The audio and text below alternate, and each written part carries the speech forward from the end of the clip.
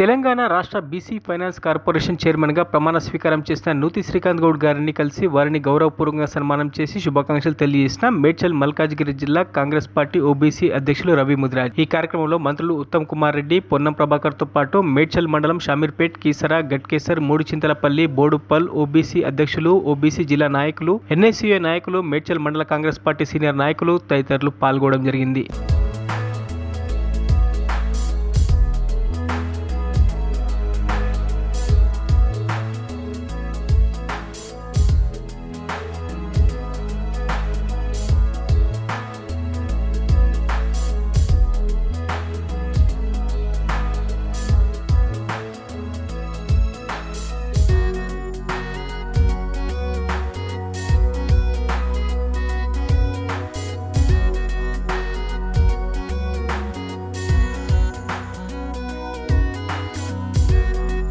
మరిన్ని అప్డేట్స్ కోసం మా ఛానల్ని సబ్స్క్రైబ్ చేయండి.